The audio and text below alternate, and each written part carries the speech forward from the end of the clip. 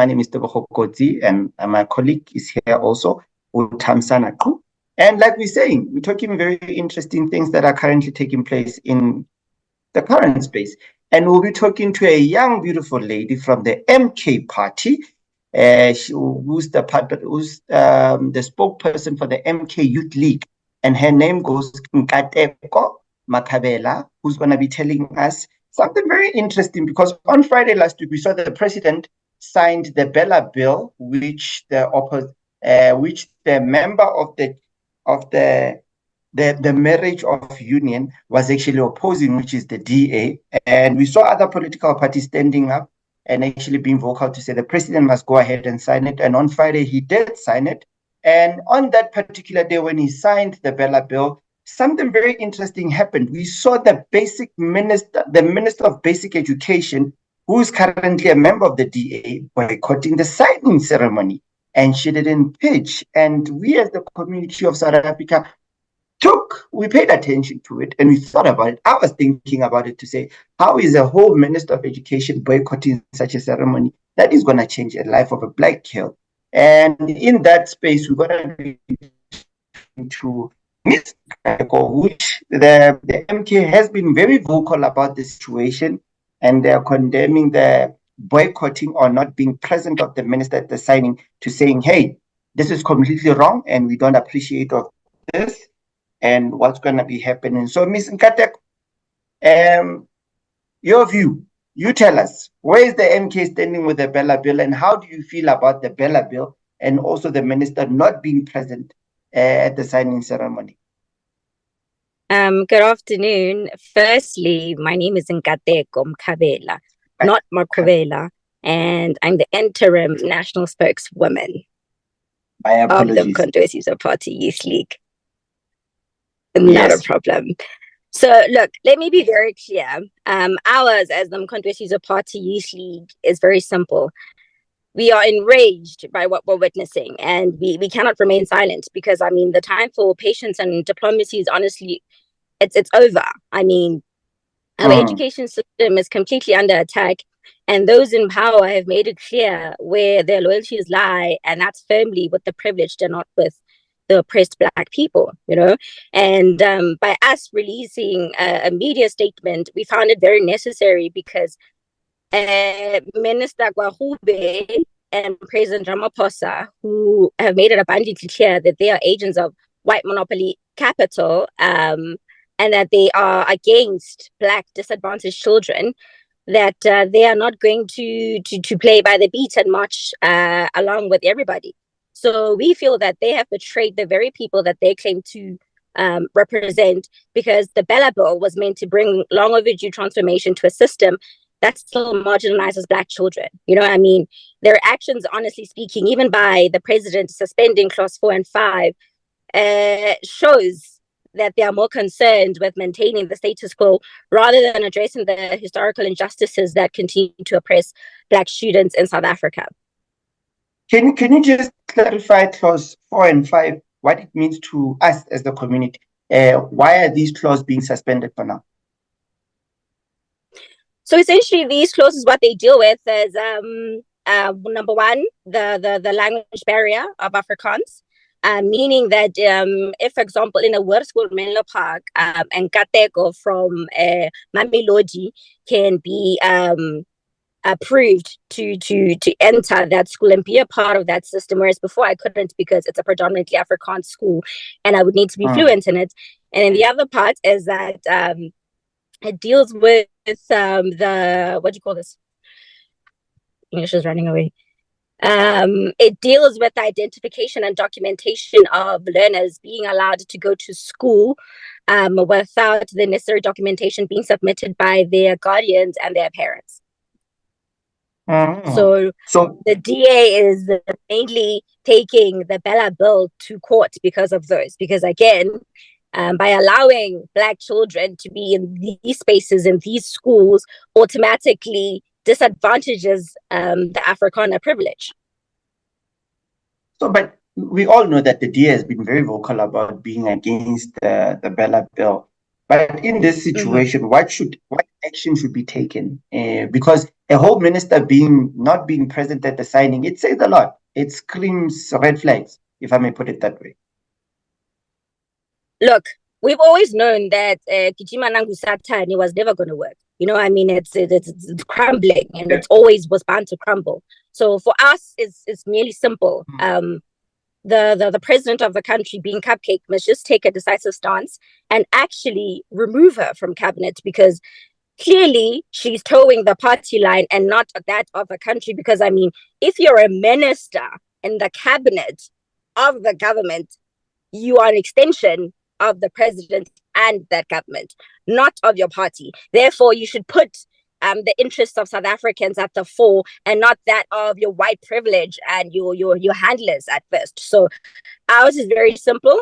We want Minister Barry G. Jägermeister to be removed or to resign. If not, we are willing and we are prepared to take this to the streets, because I mean, we will not rest until the declared clauses of the BELA bill are implemented immediately. I mean, at this moment in time, we're currently mobilizing youth and student organizations across the country, and we're ready to fight. You know, if protests and legal action are what it takes for us to get to that point, then so be it, because we will not be ignored, and we will not stop until Black South Africans get the education system that they deserve. You know, I mean, we are very young, and it's prevalent for us to be a part of that change.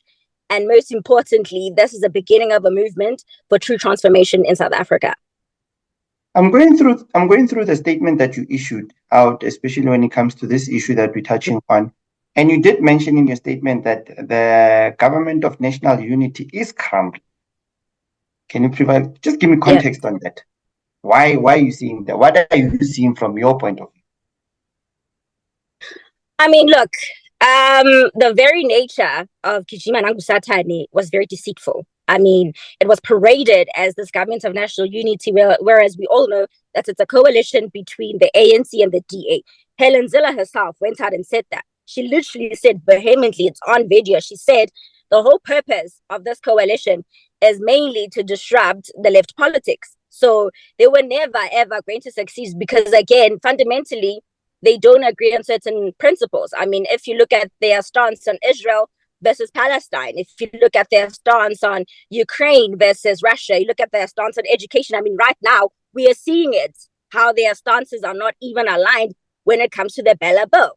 So it was never, ever going to work. And quite frankly, we're happy that it's not working. And most importantly, it's unfortunate that South Africans are now being used as a platform for disingenuous engagement by these two parties, who are now claiming to be the government of national unity, when in all honesty, they're just agents of chaos. Okay, let's say hypothetically the marriage of polygamy decides to fall off, like you mentioned in your statement, to say it's starting to crumble, and the DA decides to walk away. Where is MK standing, and how is MK prepared to join into the polygamy marriage of unity? Look, I can merely comment on the Youth League side. However, with regards to the MK party, you would need to refer that to Mhlamolo or to Sipo. But I can tell you right now, we as Mkhonto party currently are under the Progressive Caucus. So us being under the government of national unity, as they call it, would not make sense for us, because if it did, we'd be a part of it. Instead, we're not. We are under the Progressive Caucus, which essentially is there to unite all parties that were left out, and most importantly, to deliver the message of the revolution being economic freedom in our lifetime. Okay, and coming back to the BELA bill and just closing it off, apart from the clause 4 and 5 that has been suspended for now, are you happy with the current bill itself? Yeah, for us it works well, because again, like we said, it's about time that this bill comes not only to fruition, but it becomes to an advantage of a disadvantage of young Black people who have been a part of it. So we're okay with it. We agree with it, just like Mkhonto party agrees with it. If anything, we're pushing for it, and we are good for it. We are mostly supporting it. Okay, coming in conclusion, I'm gonna off-ramp a bit. speaking from a youth league point of view, especially from the controversies, what would you say would be the beneficiary of young people actually joining controversies? And is the youth league actually in the controversies that active? And what would you say to young people in terms of the benefits of being part of it? Look, Controversies Party is all about the people and for the people. We are genuinely trying to push the transformation of not only Black people, but rather the African people at large. You know, I mean, we've been marginalized with issues that comes to land. We've been marginalized when it comes to education. And most importantly, South Africa has been utilized as a playground for neoliberal colonialism. And most importantly, more of the right politics. And quite frankly, it's unfair that Africans, or rather South Africans in this case, are not part and parcel of what should be at our advantage. I mean, we don't own majority of our resources. We have issues when it comes to finance. Our economy is deplorable, mainly because there are people who have captured the country and using it as their own platform to do as they please. So, particularly in the Youth League, all we're saying is that, right, we are not going to let our country go. If anything, we are the vanguard of the struggle that we're trying to pursue of economic freedom in our lifetime, free education, and most importantly, owning our resources and our land. So if push comes to shove,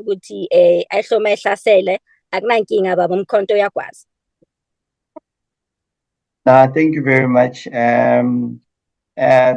Yeah, no, that was a closing statement and a half. And ladies and gentlemen, that is the interim national spokesperson of the MK Youth League, Miss, if I'm correct, Kateko, right? Miss.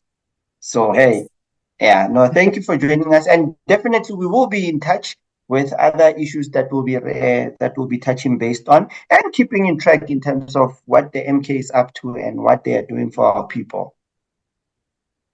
No, you really should keep track of us, most importantly in the Youth League, because we will be launching initiatives that are specifically dealing with not only the education sector, like we are speaking of right now, but we'll be also launching initiatives to support youth leaguers in this party with regards to becoming mayoral candidates in the 2026 local government elections.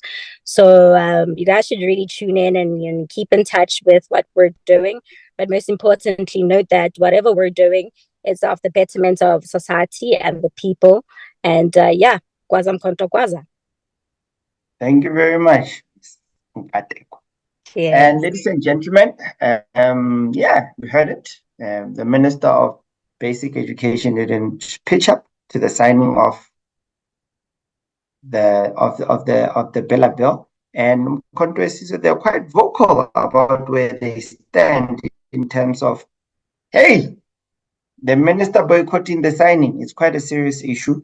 But like, I'm going to touch something. We just got breaking news also, just to touch on it. Earlier, we spoke about the Lemo Fest and everything that is taking place in Mangaung in October, and breaking news that came in about 10-15 minutes ago is that there is an interim interdict that has been lodged with the court in Bloemfontein by the MEC for Police, Roads and Safety in the Free State, Ntate Jabumba Lula, interdicting against the Kennedy Group construction company and the owner of it, Ntate Freddie Kennedy, to actually stop him from building a structure with they call the world-class dome, where the Lemo Festival is supposed to take place. It's a developing story. We'll be keeping an eye on it, and you can actually stay tuned to our page and our channel, which is the current Central News, just to stay updated with that particular story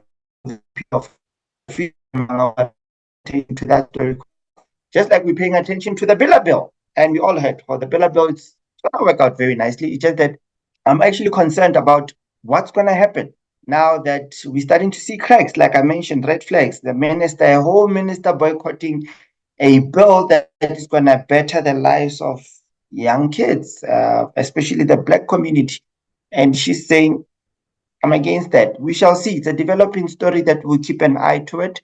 And like we say, please bear with us. Our network here, due to the fact that it's raining across the province and the weather is affecting our cloudy. But on that note, ladies and gentlemen, thank you for tuning in. We still got one more interview to go that will come in at around 1 o'clock, where we'll be talking sports. Yes, we'll be talking about sports, and I just need to get my facts right. We'll be talking to Mr. Mzwandile Post, who's in charge of the Edgar soccer tournament that will be taking place very soon. So at 1 o'clock in 30 minutes time, please tune in where we're talking sports opportunities. Hey, who knows? We'll never know, ladies and gentlemen. Stay tuned. This is the current review on Central News Live. We bring it to you uncut and raw and like that. And I'm out. Thank you.